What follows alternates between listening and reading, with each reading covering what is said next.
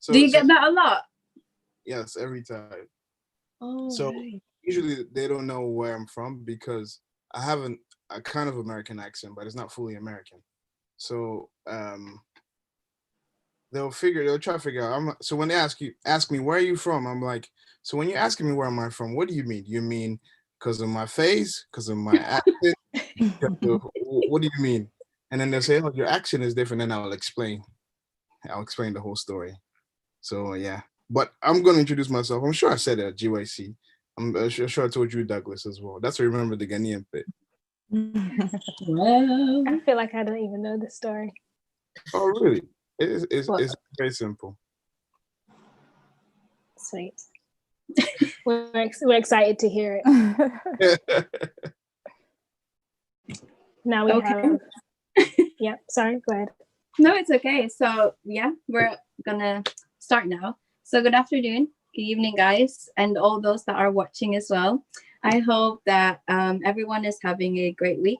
I am for sure just having a roller coaster ride, but by God's grace, we get by.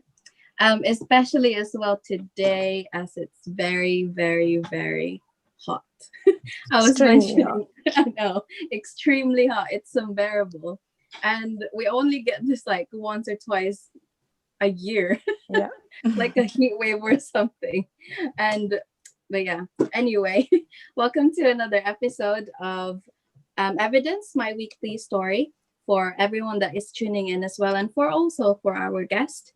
We're glad that you could join us today. And this is kind of a very special episode because this is our first time of having an engaged couple. I was gonna say just a couple, but an engaged couple in our panel today, and as our guest, Abel and Verna.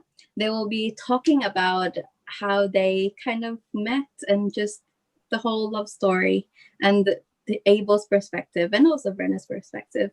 And also we will be blessed by a special item by Tino. He will join us later on. So before we start, make sure to like us on Facebook and also on our Instagram pages, and subscribe to our YouTube channel, which is TheCommonRoom.Hub. And would love for you all to be part of this and to having new friends as well. So if you would want to be involved either by giving your testimony or just want to sing or just read a poem or just to be involved in any way possible, feel free to email us at on the common room thecommonroomhub.gmail.com, and or even message us on any of our our platform, Facebook or Instagram. So before we start, we'll have a word of prayer and then we'll jump on into Abel's testimony. So we'll have Douglas, can you pray for us, please?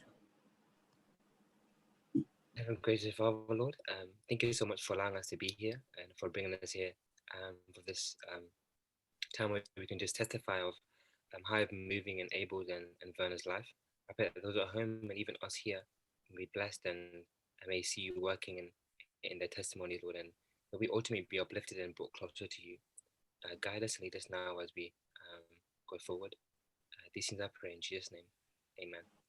Amen. So Abel, over to you. Okay. Well, thank you very much for allowing us to be here today.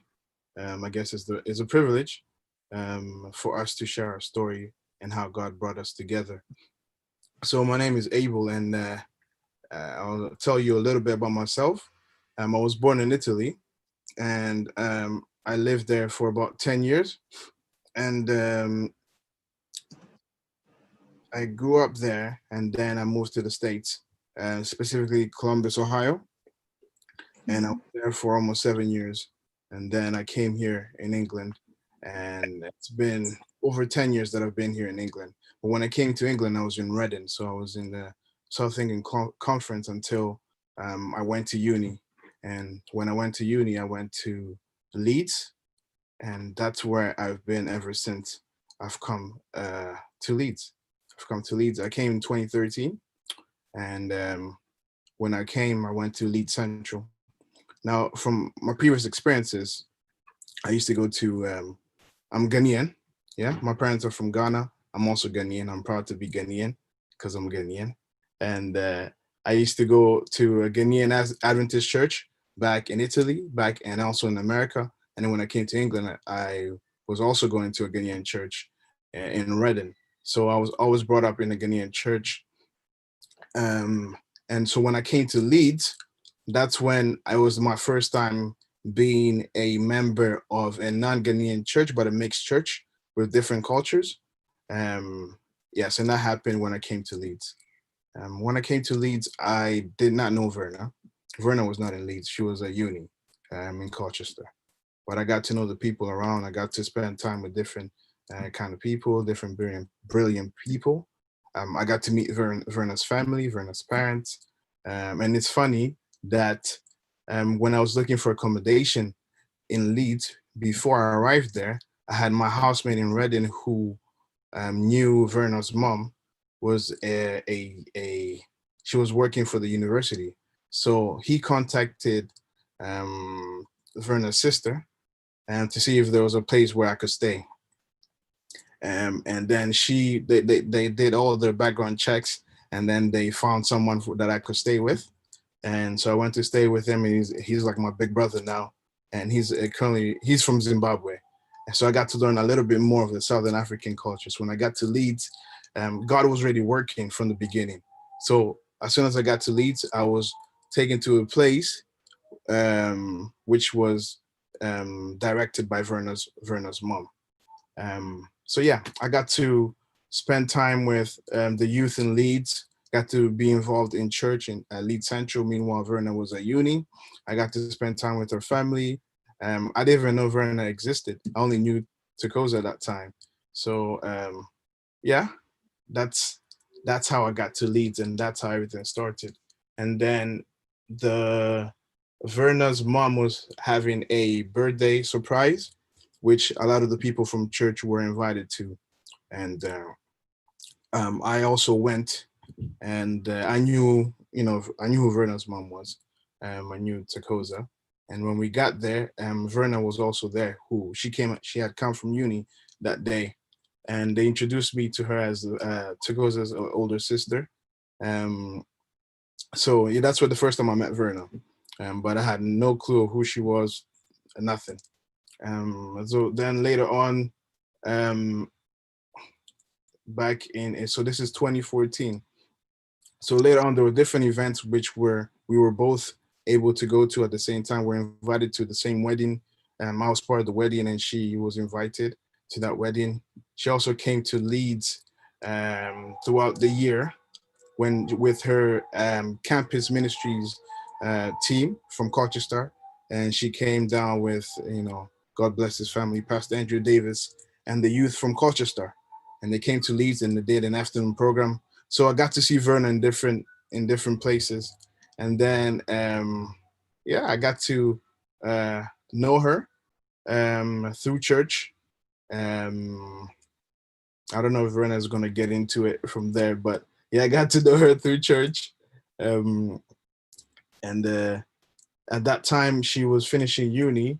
She had decided to go to Peace, and Peace was something that I was yes, Natalie. Peace was something that I knew about previously from when I was in Reading, and I was very interested to know that she was going there. And so I got to speak to her, to wanting to know her experiences and what was happening there. And I was very eager to go as well, but I was at uni at that time. I also got to speak to other people, and the more I spoke to Verna, the more I became interested in her. But I got to see her in different situations, and I got to speak to other people. And every time I spoke to other people, and they would talk about Verna, not because I asked questions, but they would just talk about Verna. It was never in a negative way. It was always positive, and it was always positive. Then I got to speak to my housemate, the Zimbabwean guy, and who knew her. He was like, "Yeah, this woman is very good," and all of that. So the more I got to speak to Verna, the more I became interested. So that was the situation there. However, one of the things that I knew is that I wanted to learn from my experiences in the past. One of the quotes that my housemate, my older housemate, taught me was, "Experience is the best teacher, but a fool only learns by experience." So, though experience is the best teacher, and you can learn so much by experience, that shouldn't be the only way that you can learn. You can also learn from other people's experiences, and instead of you dealing with the situations yourself. And I knew that if I didn't involve God from the beginning, if I didn't know who I was from the beginning, whatever relationship I was getting into was not going to succeed. So I was in a previous relationship. I had been in previous relationships and had to, get to know where I went wrong in those relationships so that I will not make the same mistakes again. So I was doing devotions. I spent time with God, and I had come up with certain things that I wanted to make sure that went through this time.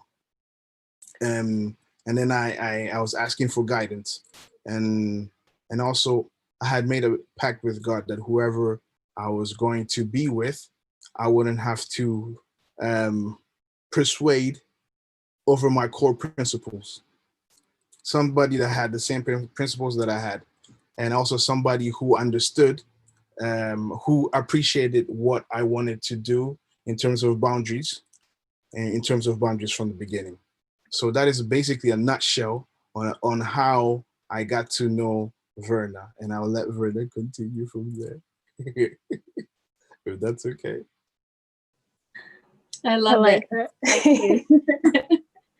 There's this thing called we call in the Philippines where, because in here English doesn't have that word, but in the Philippines we call it kilig, which is kind of like the feeling of having like butterflies in your stomach and all that kind of rainbows and whatnot feeling. As you were saying your your side of the story, Abel, I was feeling the same thing, and I was like, oh my goodness, this is so cute. But one thing that I kind of liked about your side is that you got to know Verna from kind of like the friend's perspective. You got to know who she was around her friendship circle, and not just jumping into her DMs and stuff, because not like it's not the case most of the times these days, where some other guys, I'm not generalizing, but some guys kind of just don't step back and see the woman on who she really is with her friends in her circle, but just jump into the straight. So I like that. So keep it up. So if anyone has any questions. I was just going to say as well, on what Denise said, I think for me, what stands out is the fact that you got to know her family and her friends before you even met her. And like everybody had amazing things to say about her. My question to you actually is, do you think that these people who are coming to you, like without you even asking, and they're saying, oh, Ben is amazing, she's great, do you think they were dropping hints? Or is it just like, passing conversation, like let's just talk about everyone being great? Or... I think it was God's providence, because even from the beginning, the way I got to know her family was out of the ordinary. Leeds was not even the place that I wanted to go to uni. That was not the top place I wanted to go. I wanted to go to Nottingham, but look at God.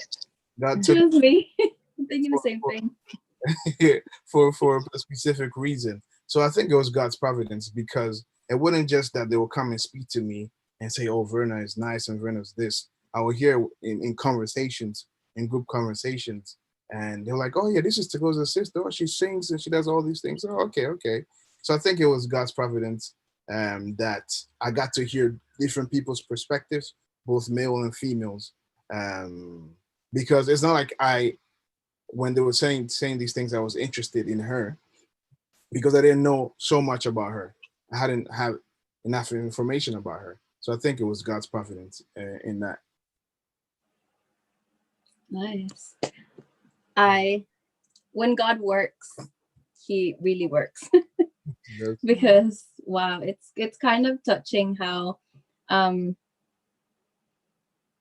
you guys, or how you Abel kind of not went straight ahead and go on full speed to get to know Verna yourself. You had set kind of a stepping stone of meeting your friends and seeing her around her family first before getting to know her as a person, because it kind of, I believe anyway that that's kind of the foundation of a strong relationship, where you see a person not around the people that she loves first before to get to know getting to know her as a person, or just him as a person as well. So that is really inspiring, and that's going on my list. And that's what Tips. that's where God's providence comes in as well, because when I got to know her family, I didn't know that there was anybody called Verna. So it wasn't something like, oh, I got to know her family for intention. It wasn't intentional. It was God that was preparing me for somebody. And I think through previous experiences that I learned from other people, I think one of the things that we do in this society when it comes to relationships that I learned and I wanted to rectify was that we start doing things based on trial and error. So we start getting to know people based on trial and error. And by doing that, we then leave scars forever. And without including God from the beginning, we leave scars forever. And then one of my close friends, said something very, very powerful to me. And then one thing that he said was, how would you feel, whatever you're doing with this woman, how would you feel if somebody did that with your wife, future wife? Yeah, how would you feel? So, for example, if you're over here chatting to this woman and then kissing her, doing all these things, and then it doesn't turn out to be your wife, but it ends up being somebody else's wife, how would you feel if you knew that the person that somebody else was doing the same thing to was going to be in your wife in the future? So, looking at a bigger picture, looking at a perspective, we know that God doesn't make mistakes, and I don't think it is in God's will that people should live with scars. So that's one of the things I wanted to make sure that if I was going into a relationship, I knew that this person was going to be the one. It wasn't going to be just a trial and error. Wow. Yeah, that's one thing inspiring as well. Douglas, sorry, you gonna ask something? No, you can finish off, Denise. You can finish off. Yeah, well, just it's inspiring because I've never really heard I've not really got to know like my male friends that way, but I've never heard that there are guys out there that would set their hearts with God first on how they want how they want their wives to be, or kind of set it with kind of have a one-to-one talk with God as to why to set boundaries before you step into relationships. But that's really inspiring as well. So yeah.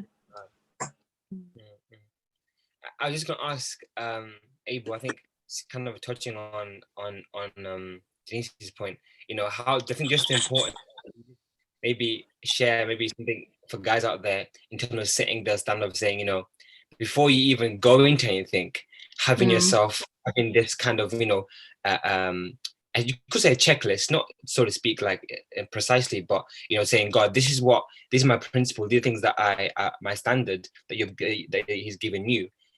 Could you kind of maybe share? I think that's very important before we even get to because that was before I saw that in testimony. Before you even got to Verna, this is how this was in place. Yeah. I think there's a lot of reflection that you have to do before you go into a relationship, and that reflection is not just with yourself but also with God.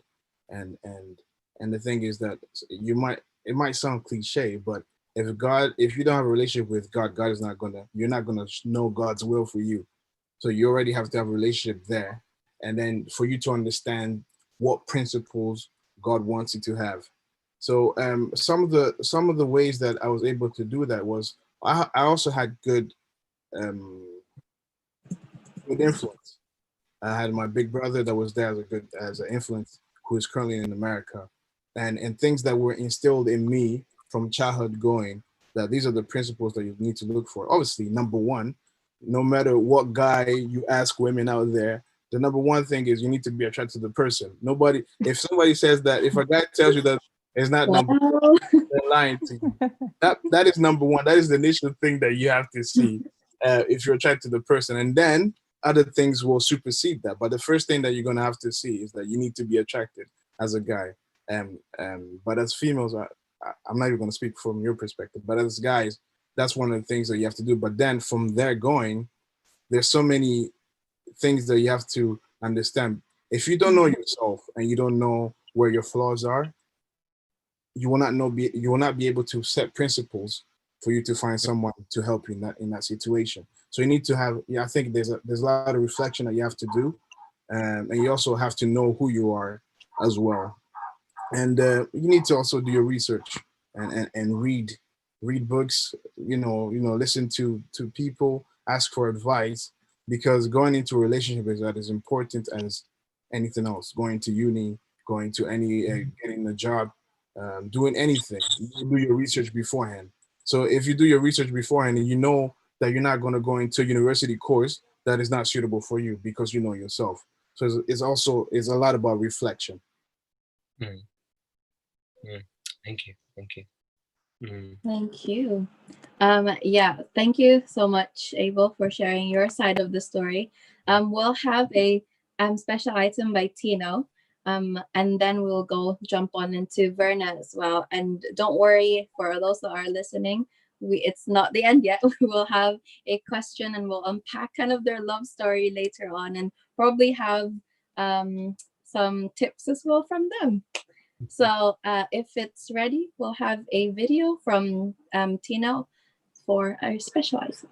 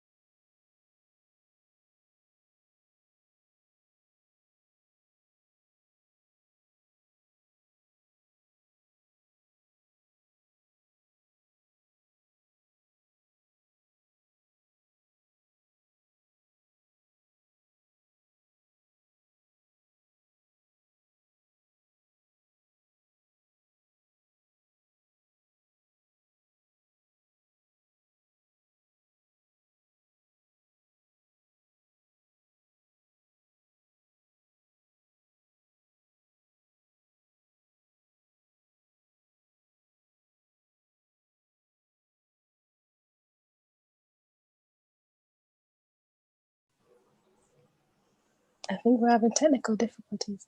Yeah, I think so as well. So while we fix that, we'll just kind of jump on into Verna as well and hear her side of the story as to how he met or how he got to know Abel. I can see Abel just thinking. So yeah, we'll hear her side of the story, and then we'll go straight into the video later on if it's get fixed. So Verna, over to you. Thank you. So hi guys, I'm Verna. Hi. I was brought up and raised in England in Leeds. Like my parents and family are Adventists, like growing up in the church.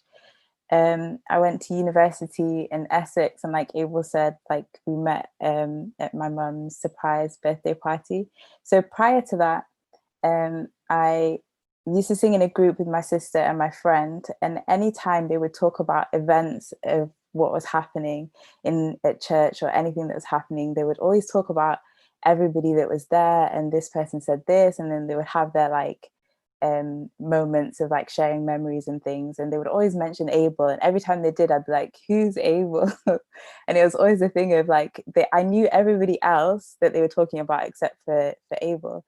I just remember like hearing, oh yeah, Abel said this or Abel did this, and not knowing who he was. So then when I met him at my mum's birthday party, I was like, oh, so you're Abel, like I've heard about you, kind of thing. Like, and he was like, what do you mean you've heard about me? And it was more like, yeah, because you're part of the youth and everything. I think he had started the youth choir, or he'd helped to start the youth choir at that point. So I just heard who he was. And that was the first time we met. And like you said, we met at a couple of other events after that. Then once I went to Peace, I think that's for me where my Christian, yay to Peace. I think that's where my Christian journey came alive, I could say.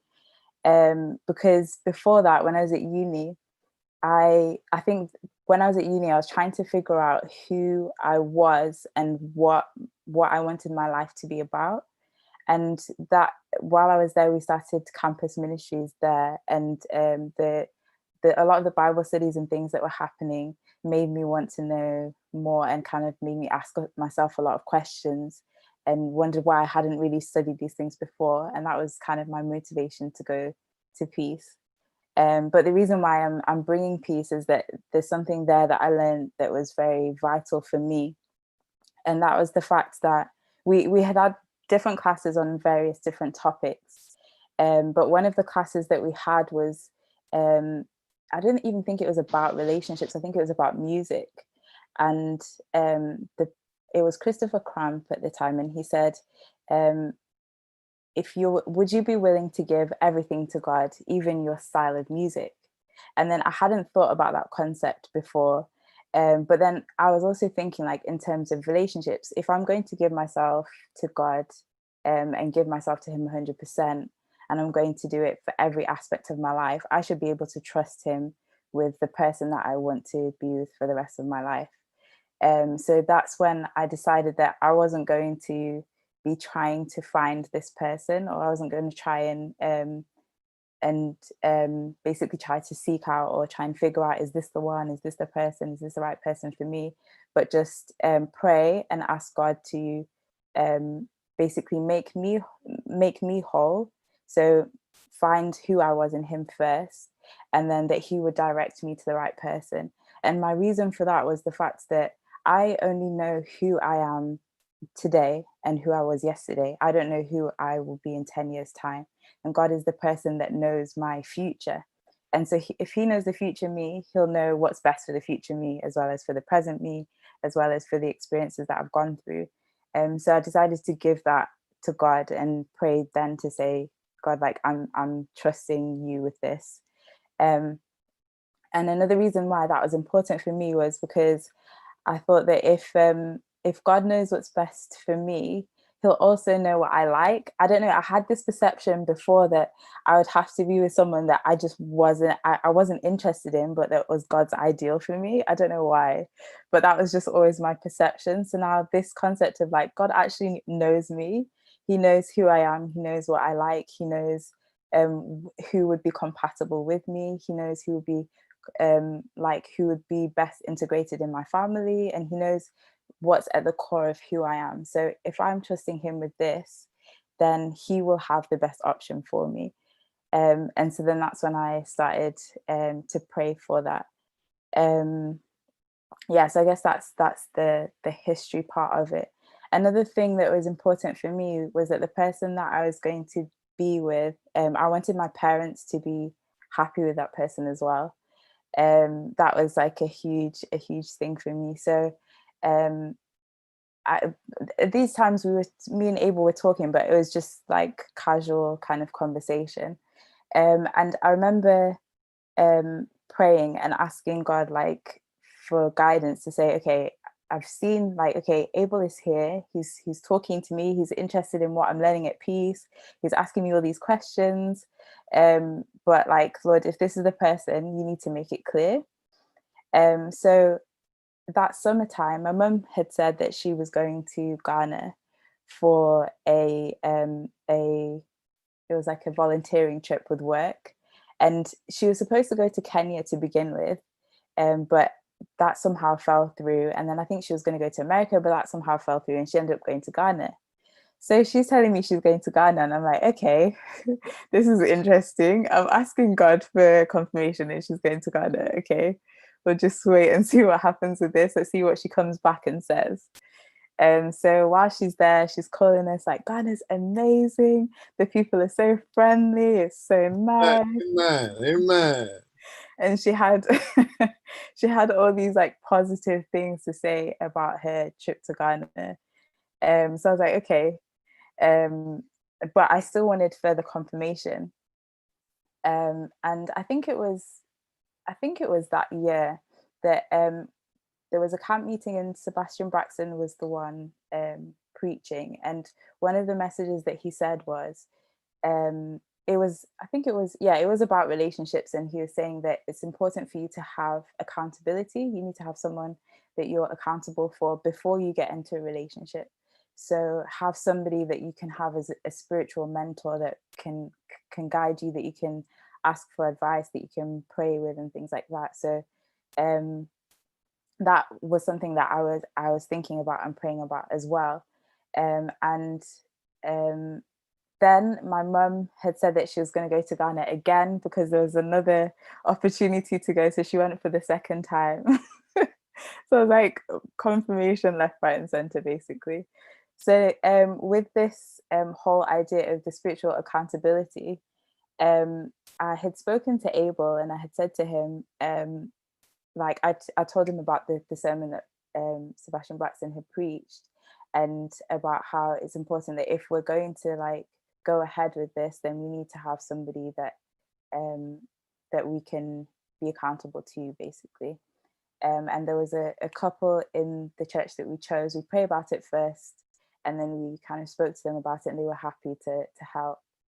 And so they basically came with Abel to my parents' house to ask my parents for permission for us to court, basically. So and I'm sure Abel will tell you about that experience, but for me, that whole process of actually having the fact that he was willing to do that was like, what, like I don't think a lot of people, maybe they would, but I know quite a few that wouldn't even want to consider that from beforehand. Maybe after you've got to spend time with the people or whatever, then you get to do that. But from the very beginning, and he was willing to do that. And then once he spoke to my parents, I remember getting back in the house that day and thinking like, okay, what's happening? Trying to gauge everyone's like mood. Are they happy? Are they sad? What kind of emotions are there? And my mum was like, Abel's a really good guy. I'm really grateful for the fact that he came to talk to us and ask us and everything. And it just shows that, he wants to put God first. And I'm really grateful for that. My dad did not say anything. So I was confused now, like, okay, so mum is fine, dad doesn't say anything. But then a couple of days later, he kind of spoke about it, but indirectly. But then, so I was still like confused, like, okay, is he is he for it or is he not? But I thought the fact that normally my dad is the kind of person that if he sees something wrong, he'll speak about it. So I thought maybe the fact that he hasn't spoken about it means we're heading in the right direction. So I guess that's a short overview or short summary of how we met, and yeah. Thank you. Wow. 3 things that I kind of pick up from it. But first of all, I would just like to big up Abel for willing to talk to the parents first and to ask their permission. Wow. But yeah, the first one is that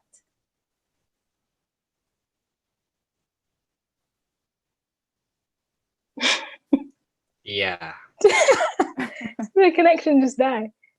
No, it's yeah, it's her connection, I The think. connection just. Well, sorry, Denise. Okay, so I'm gonna jump in. Um, something that stood out for me was the fact that you were saying how God knows you better than you know yourself, basically.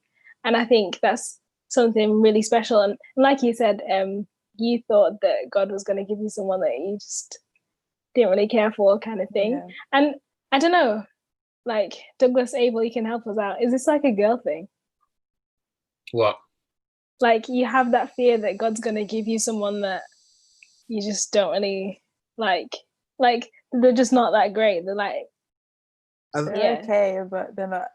yeah, like could do better, but this is the one that God has. So No, that was not my perspective. My perspective was, you know, God will give me somebody that's good, but as in, you know, I know God will not let me be with someone who I'm not attracted to, right? Because He didn't do that with Adam, so why is He going to do that with me?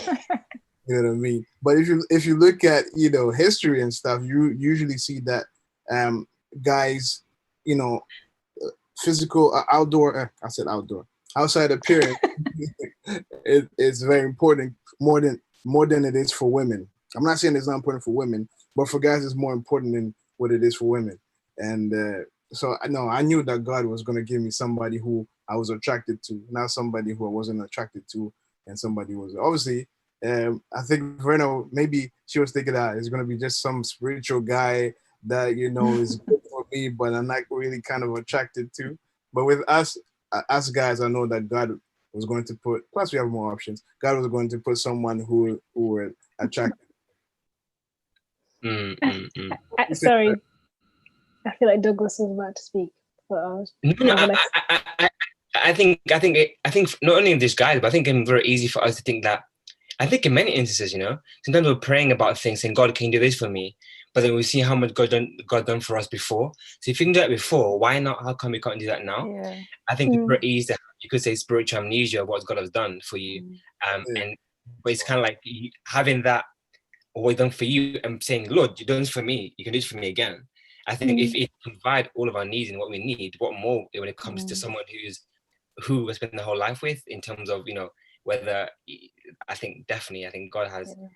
It can easily fall into that, but you know, we look at the Bible, it definitely contrary to that. I think as well. Welcome back, Denise. I think, like you were saying, God actually exceeds our expectations. And sometimes we're thinking like, you know, He's gonna give me the basic, or you know, on my list of God, please may He be XYZ. Like, there's like these 4 points. He's gonna give me that, and that's it.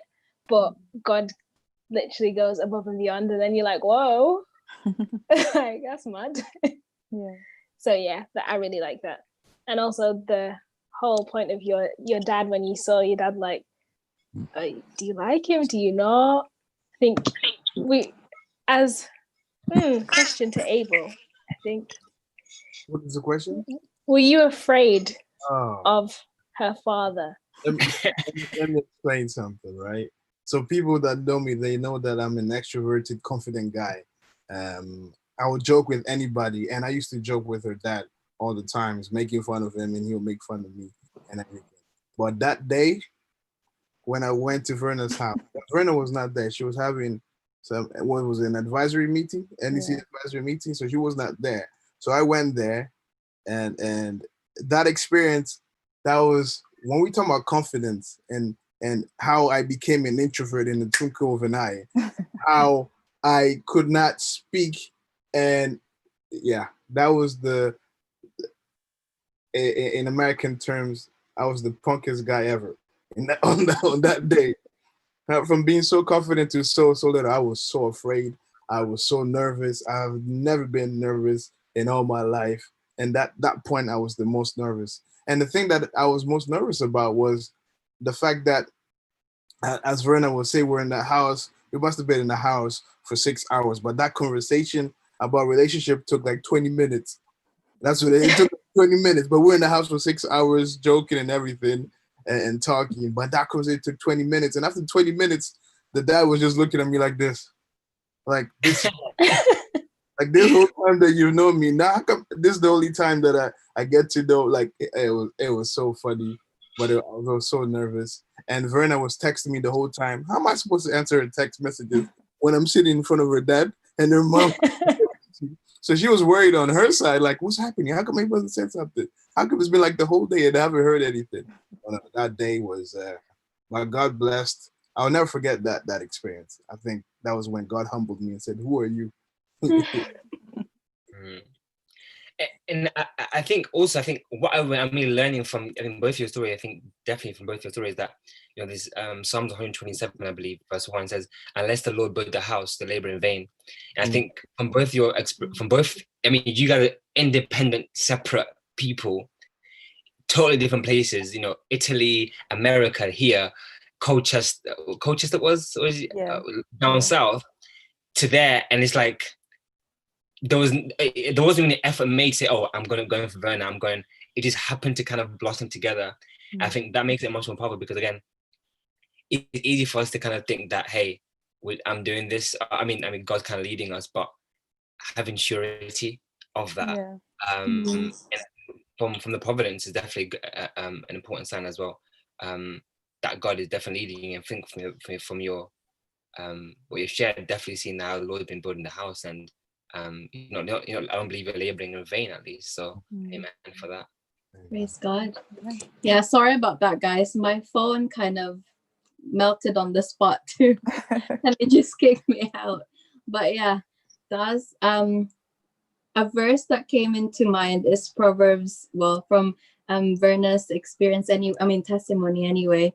Proverbs 3 verse 5-6, where trust in the Lord with all your heart, and lean not on your own understanding, but in all your ways acknowledge him, and he shall direct your path. That's my favorite verse. That's my favorite verse, yeah. And it's just the verse 6 is what kind of stood out to me, because it is what your testimony is as well. You set your path on the Lord, and therefore God directed you to the one that loves God loves him too, and he loves God. So it's just kind of, it's not a coincidence, it's more of providence. So that is really like an inspiring thing as well. So if we have got no questions, Tino is here with us now. We had, obviously earlier we had a technical difficulty, so he went into the rescue. So he's gonna sing it for us live. So yeah, sorry, Tino, over to you. Thank you. Hopefully we don't have any more technical difficulties. Yep. So please pray for my connection whilst I sing.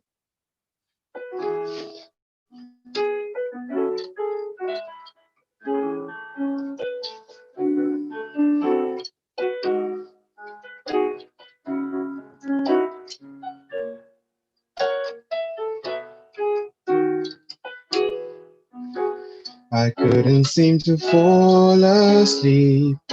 There was so much on my mind. Praying for that peace, the peace I could not find. But then I knelt down to pray, praying, help me please. And he said, you don't have to cry, 'cause I'll supply your needs. Soon as I stop worrying how the story ends, I'll let go and I'll let God. Let God have his way. As when things start happening, I'll stop looking at back then. I'll let go and I'll let God. Let God have his way. There's so much going on. Sometimes I can't find my way. And oftentimes I struggle from day to day. I realize it's not my battle. It's not my battle to fight. And if I put it in his hands, everything will be alright.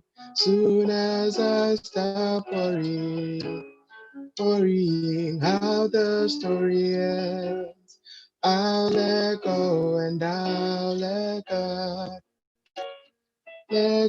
have his way.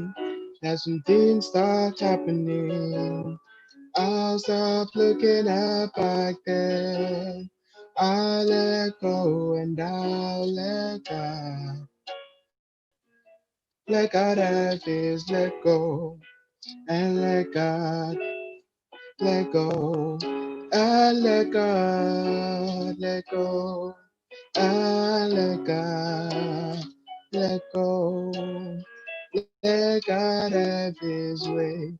Soon as I stop worrying how the story ends, I'll let go and I'll let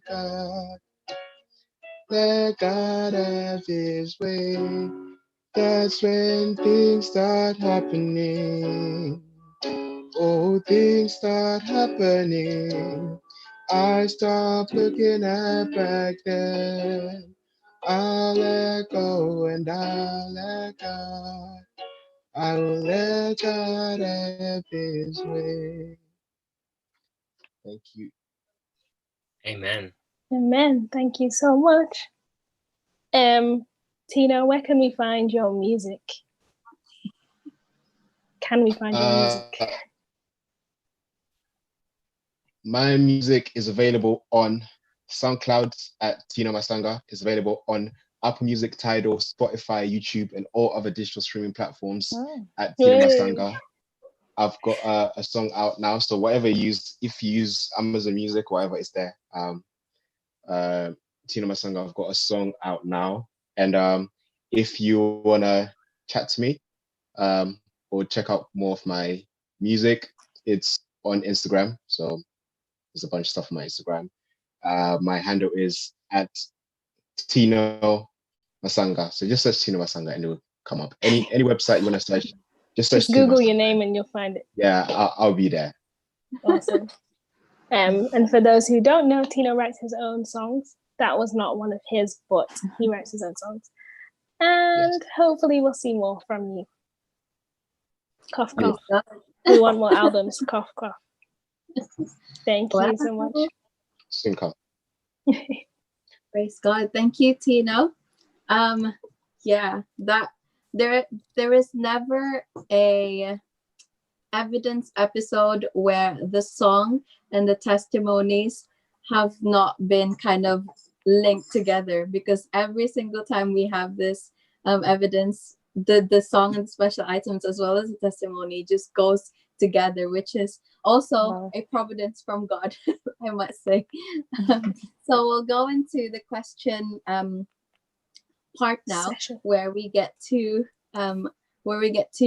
know you more as a couple and not just as an individual, as individuals do. So I have a question. Uh-huh. Sorry. It's not one that you know is coming, but we're gonna ask you. Okay. So someone from on our YouTube comments has just asked, is it always necessary to meet the parents first? So I guess this is a throw it out one. So if anybody wants to chip in, they can. But I mean, there's one engaged couple here, so we're just gonna throw it out to them. I think I can say for me, that was my personal preference. Just for, and I guess the reasons for why it was so important for me was for the accountability part of it, for me to not feel like I have to hide anything from them, or that they or for them to even feel like I was making a step in my life and wasn't including them in it. So that was my reasoning for it. But I guess it would depend on your maybe your relationship with your parents, on how you interact with them, and also I think it depends on you and what you would like. But my main reason was for accountability and for transparency. Those are my two reasons. Yeah. I think it also depends on your culture. If your culture allows, then maybe, but not every culture allows you to do that, where you can go directly to the parents and speak to them. And so I couldn't even go by myself. I had to go with other people who are spiritual mentors, who knew the family, who knew Verna's parents. So it also depends on the culture as well. And everything that Verna said. Can I add as well? I think from what I'm hearing from your testimonies and from others as well, that it kind of shows your parents that you're actually serious. Like, it's not something you're trying to hide, just like, oh, it's just my boyfriend. Like, you want your parents to be involved, like Verna said. And if you're close to them, they're obviously a really huge part of your life. And I know for me, like, if my dad really disliked the guy that I wanted to marry, like, that would make me, I'd probably not marry him, because like my dad and you won't ever get on. So yeah. It also builds like a trust, and also it builds a trust. Hi, Mom. Denise says hi. But it kind of builds also the trust, not only as a couple, but also with your relationship with your parents too. For me,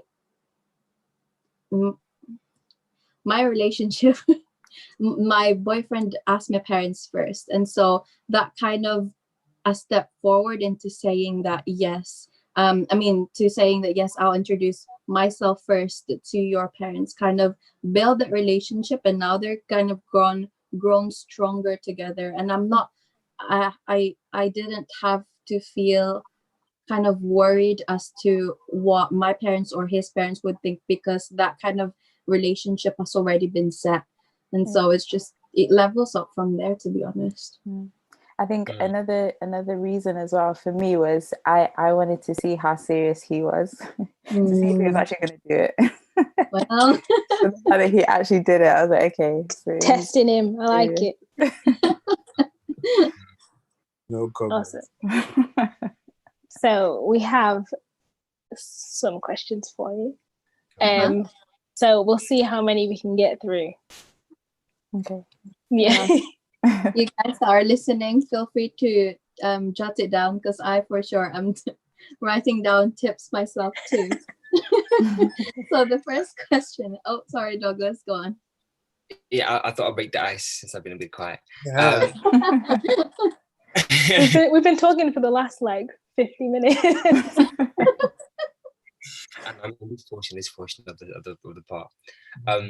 But I think, okay, so you guys are engaged now, amen. And, it's that promising, hey, Lord, we've made this declaration, say, this is where we want to go. God bless that. But then now you couple of steps back in courtship. How do you wrestle with the fact that, okay, I'm in courtship now, it's great, but how do you also have in the same mind saying, by the way, Lord, I know this may not work out?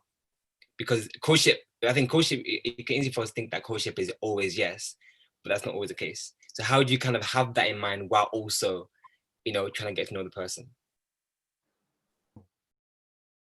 You want me to go first? Yeah, go. So the way that I think about it is that before I went to speak, I wouldn't have gone to speak to Verna's parents if I didn't know 100% that this was the person I wanted to be with for the rest of my life, and that God wanted me to be with for the rest of my life. Because imagine if I wasn't 100% sure. How many times am I going to do that? How many parents would I meet if I'm not 100% sure? So I was 100% sure because of everything that God had showed me, that this was going to be the person for me. With me, I don't think that you should go into a relationship without knowing that God is saying, this is the person for you. like I said before, is because it's not a trial and error thing, and God wants the best for you, so He wouldn't put you in a relationship with someone, and He will not say yes to this person, say this is the person for you, and then let everything go down. There's His permissive will, but then there's also what God wants for you. And one thing that myself and Verna both read was a book called Choosing God's Best. Sometimes we tend to do things on our own, and we don't go with God's best, but we go with our best. And we know that God's best is not our best. God's best is the best out there. So we can look for a great person, but that is not God's best. So with me is when I went to the relationship, I knew that this was going to be the person that God wanted me to be with. And the only reason why we couldn't get married then is because of, patience. We needed to be patient. We needed to wait on the Lord for Him to work through us, and then we could move forward. So I knew. So when it comes to courtship, to me, is that when you're in there, you've done everything that you needed to do for God to show you that this was the person, and then there's no way out, because if that is the case, a lot of people will be courting for many years and then they'll break up, and there'll be many broken hearts out there. So that's my point of view, which is definitely not everyone's point of view. Can I ask a question on that? Yeah. So you said you were 100% sure that Venna was the one. Yes.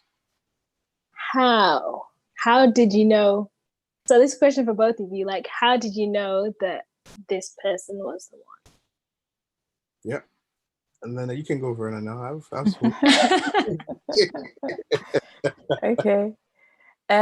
So for me, it was the fact that I was praying about it from before it happened, and just the fact that each step of the way I would ask God, like, if this is your will, make it clear, and if it's not, make it clear. And every single time I would pray that something would happen to affirm it. So for example, my mum going to Ghana the first time, my mum going to Ghana the second time, us being able to find a couple that was willing to pray with us and give us advice and support.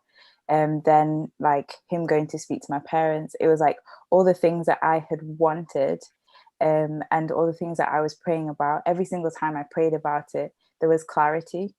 So each time, that's when, so I think I can't say that I was 100% sure from the beginning, but like every single time I prayed and God answered my prayer, it was like reaffirming the fact that, okay, yeah, this is a step in the right direction. This is a step in the right direction. Yeah. I think being 100% sure is also an element of faith, right? You don't have all the facts, you don't have all the evidence, but you know that this is it because of what God has shown you. And I wouldn't say that I was 100% sure from the beginning, because the beginning was not when I went to speak to the parents. I was not 100% sure from the beginning. The beginning was when I saw Verna in group settings, when I saw Verna in different settings. So by when it was the time for me to go to my parents, what I knew about Verna, what I knew about the thing as a whole, and what God has shown me, I knew that, okay, this is it. Plus, I had my checklist as well, which I was able to create with God before I met Verna. Thank you. Praise God. So how did you well, with that said, what drew you into to your partner, Abel? What did kind of undo, and also Verna as well? I just lost my words then. Sorry. English. Like trying to talk with my hands. But yeah, what drew you to your partner? And would like to hear both of your sides too. Yeah. So obviously we're going to put the obvious physical attributes already. We want to put that outside because we already know that. I think one thing that I also wanted was somebody who could be spiritually independent, somebody that was not relying on me when it came to spirituality, but that we can rely on each other. Somebody who my core principles in life she would agree to, and not that I will have to persuade her to agree to. Somebody who I wouldn't have to argue when it came to diet, when it came to music, when it came to dress, when it came to different things that I believe are supposed to be in a certain manner. Somebody that I didn't have to go and persuade and argue with in terms of that. I also needed someone who was going to be independent in social settings, because I'm a person who likes to be around people, and I don't want to be someone who, I like to be speaking to people, make friends, joke around and everything. And I want someone who can do that as well, who has a sense of humor, who's able that when we're going somewhere, will be able to be alone with and speak to other people and have fun. I didn't want someone who will always rely on me on social settings. I also wanted someone who was interested in music, because I was interested in music. Now, the funny thing is that I thought I was very interested in music until I met Vernon and realized that people who are more interested in music than I am, and there are people who are actually, up there when it comes to music. And I also wanted someone who could understand my culture, and who could appreciate my culture, and who could appreciate what my core beliefs were. So those are the things that Verna had. She had all of them. So I was like, some people will tell you beforehand, like, if you have a checklist, it doesn't mean that they'll all be ticked and you should compromise and everything. No, that's not how God works. God knows what's best for you. And if your checklist is in tune with God, then all the things that you want will be ticked off. So those are the things that drew me to Verna, and there's no ill intent in that woman. Like there's nothing that will, she doesn't like to hurt people in any way. And also she's very respectful. She likes people, and she's always smiling. She's always smiling. Yeah. Every time she's always smiling. So people know Verna by her smile. You see? Yep. Okay, so for me, it was several things. So I keep mentioning my family, because for me, family is one of like the core, my like core values. So I really wanted someone that was gonna get along with my family, and it helped that he already knew my family before I knew him, and he already had banter with my dad, and he got along with my sister and my mum and all of that. So that was one thing. Another thing was that he wasn't just supposed to be in church, but like have an active like Christian life. So it wasn't just about going to church every Sabbath, but being willing to help out, being willing to take part, being willing to like, can you lead, basically? Can you lead? And in what settings can I see you do that? So it was helpful for me because Abel was youth leader. I think when I came back to Leeds, he was youth leader. And he was like teaching choir and doing all these different things. So that was another thing that drew me to him. One other thing was, I knew that because I'm Zambian, there's not a lot of Zambians in England. So I knew that the person that I was going to be with, the chance of them being Zambian wasn't very high. So it was like bearing in mind the fact that like, will they be familiar, or will they be comfortable being in my like family setting and family environment, and will I be comfortable being in theirs? And because he lived with someone that was from Zimbabwe, who was comfortable with my family and all of that, it made it really easy to like sort of integrate those two worlds together, basically. So yeah, those are the things that drew me to him. Yeah. Thank you, guys. Over to Doug. I need to ask a question. Okay. So obviously, in terms of so obviously culture's done. You obviously bonding culture, but also in terms of what about? So obviously, Abel from different, parts of the world. He has. How does that fit in? Because again, I don't know, Abel. Do you want to stay here? Do you want to move? Kind of different. You could say directions in life. How does that work? Because I'm not sure what both your plans are. Abel, you look like you're Galavanta, so I think I think when it comes to where we're going to be, I cannot say whether we're going to move or whether we're going to stay. Um, um, Whether going to America, that's not what I want. But you never know what God wants.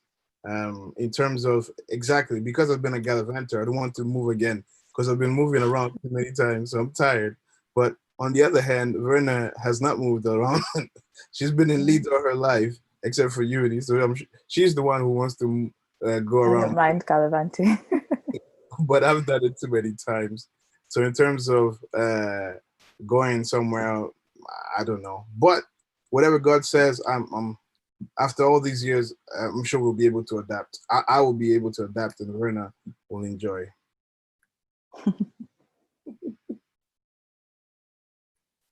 Yeah. Thank you. Can I ask one more? Yeah. So how do you deal with boundaries? I think, I guess the whole way through, how do you work with that? Again, obviously, like you said, being attracted to someone, how do you what advice should we give in terms of keeping those boundaries? You may have them, but again, it takes two to keep boundaries. So how do you kind of keep that and enforce that and be so solid rock on that end? Because maybe it's something maybe you're willing to share in terms of people out there, maybe, in this area too.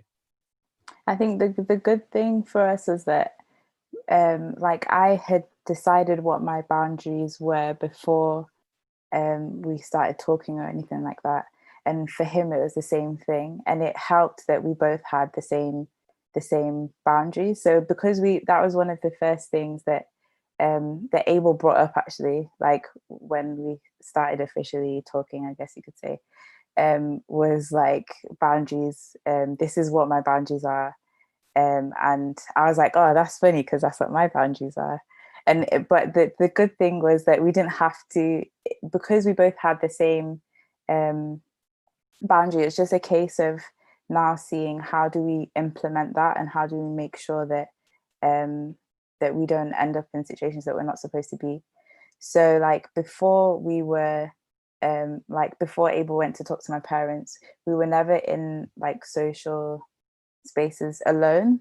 Like, so we were never alone basically. So anytime we would find opportunities to talk to each other and stuff like that, but it was with other people around. So for example, it kind of helped because I was in Manchester and he was in Leeds at Peace and Task Force. So when he came to Manchester to see me, he would come with people, or if I would go to Leeds, we'd do stuff as a group. We'd go like for different events or whatever, if it's someone's birthday or just going bowling or something like that.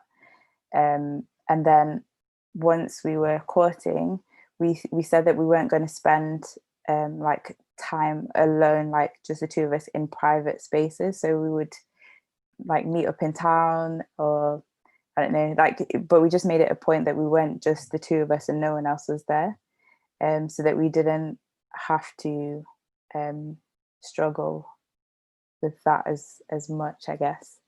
That's what I would say anyway. Yeah. And that's where you need to self-reflect to know who you are and what your boundaries are and all of that. So from the beginning, I knew that, okay, the next person that God is going to bring into my life, I don't want to kiss until we get married, because from kissing it goes to various stages. It goes to different bases, and then we all I studied science. We know how the human body works. So that was one of the main things. It was like, okay, if we're not going to kiss in public, we're going to be safe. If we're not going to kiss at all, we're going to be safe. And if we're not going to kiss until the wedding day, then it can also be a testimony that, yes, you can do this, and that we'll be able to know each other without being influenced by physical attributes or physical emotions. And we'll get to know the person for who they are instead of being blinded by physical affection. So I think that's one thing. And to be frank with you, it was hard. In the beginning, it was hard, but then it came to a point when you realize that you're not doing it by yourself, and God makes certain things happen. and then it becomes easier, and that's where we are right now. So with 2 more months, and then hopefully, yes, amen. Thank you guys for sharing. I don't know if Douglas has any more questions, but for me, lastly, I just want to ask, is there any advice that you can give or would like to give to people, young people, maybe who are in a relationship wanting to do things God's way? Yeah, is there any advice you could give to them? I think you need to involve God from the beginning. And once you involve God from the beginning, you cannot involve God if you're not having your own personal time with God. Because how can you hear God's voice if you're not speaking to Him? So you have to make sure that you have a personal relationship with God before you go and try to do anything. So once you have that down, then God will lead you through the way. And for men, if you've asked God and everything, and you have any doubts for a woman after you've known her for a while, and if you have any doubts, you got a problem. You shouldn't have any doubts that this is the person that God has given you. That's my perspective. If you have doubts, that means that either the devil is trying to do something, or it means that this is not the right person for you. So God will make it sure to you, and that's where the element of faith comes in, that this is the right person for you. And there's no pre-wedding jitters or none of that. That is for people in the world. But people who believe in God, they know that if you believe in God and you have faith that this is the right person for you, He'll make you 100% sure it is the right person for you. Involve God from the beginning. I think mine would be trust that God knows, like I said before, trust that God knows what's best for you, and He has your best intentions at heart. That's the first thing. The second thing I would say is, I think Abel mentioned it before, like while you're even before you get into a relationship, but even while you're in a relationship, the same way you would study for university, or you would study like anything that you're interested in, you're going to find out as much information as you can. So do the work, like do the research. So for example, like read books, like Adventist Home, Letters to Young Lovers, and all those. Like ask for advice as well from and accountability. I think that's another thing. Make sure that there's people that you trust, that are godly Christian people that can give you advice and can guide you and pray for you. Yeah, that's what I'd say. Thank you so much. Thank you. Thank you, guys. Verna, Abel, thank you so much for coming on. I think the relationship is a big issue, is a big topic. I think and until we get to heaven. So I think thank you for coming on, and really sharing your experience, because again, I think I've never heard this before. Just seeing a young couple who's doing it the way God and God speaking to them, leading them. I think it's a lot of benefit to us here listening, and also those at home, maybe wondering, how can I go about this? How can I do this? I think today's testimony has definitely been a sign that God has the best intentions for you. He has a plan, and ultimately you're getting married in 2 months. So praise God for that. Amen. Amen. Amen. So thank you so much, and we'll definitely keep you in prayer. Definitely keep in touch. 2 months is a short time, and I'm sure you guys are looking forward to that. Obviously, the TheCommonRoom team will be getting an invite, so we'll be waiting for that. Amen. Thank you very much, guys. I was going to say, you shouldn't be saying thank you to that, because Douglas is getting No. Just one more shout out about if you make sure you read the book Choosing God's Best. If you're out there, Choosing God's Best. Choosing God's Best. Thank you. Who's the author? Do you know? Verna, do you remember? I think Karen something. I'll get try it. and find it. Right, Google quick. It's on my Amazon Kindle. Hey. It is by, if you'll allow me. Don Ronica. Yeah, whatever Verna said, exactly. Yeah. Don Ronica. That was great teamwork. Thank you so much, guys. I think it's been very inspiring. Can I ask actually, how long have you guys been together? So it's been 4.5 years. 4.5 Praise years. God. Yeah. That's a long time still. Yeah.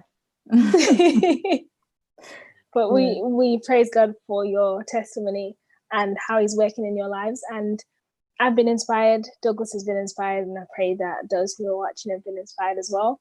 And yeah, we pray that God will continue to bless you guys, keep you guys, and we look forward to the music that is coming from you guys too. Just saying, all these musical couples, it's kind of like, you know, if we don't hear songs from you, it's just, Okay. you know. But let me not stir anything. Hey. Are you okay? We're gonna close in prayer. Yep, that's fine. Let's pray. Dear Heavenly Father, I thank you so much for this time, for the testimony that Werner and Abel shared with us, and I thank you for their openness and their willingness to share with us. And Lord, we are so grateful that you are doing amazing things in our lives and in their life. And Lord, I just pray that you'll continue to bless them, bless their relationship. And as they're getting married in a few months, Lord, I just pray that everything will go well. And we know that everything's in your hands. You ordained this relationship from way back when, and we're so thankful, Lord, that we can see your hand in everything. Lord, I pray that you will continue to watch over each and every one of us. And for those who are watching or maybe watching later, Lord, I pray for them.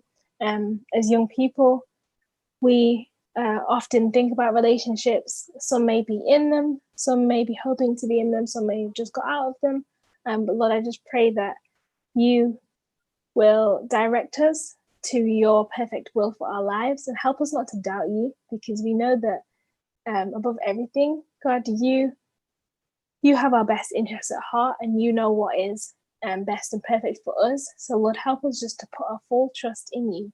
In your name I pray. Amen. Amen. Amen. Amen. Thank you. Guys at home, thank you guys for tuning in, and I'm sure you guys are blessed today.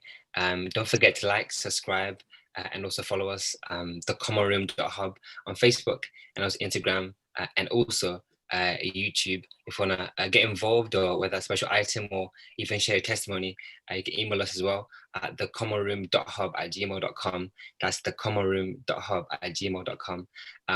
But before we go, also don't forget, but make a new change. So from next month, we usually every fortnight, but from next month onwards, it will be evidence, and then let's be real, and then 2 weeks off, and then evidence, let's be real again the following month. So the first 2 weeks will be on, and the first 2 weeks will be off. That's new changes. So next week. So you'll see us less, basically. Yeah. We'll be Which still for going. some people may be good, but most people, I hope it's sad.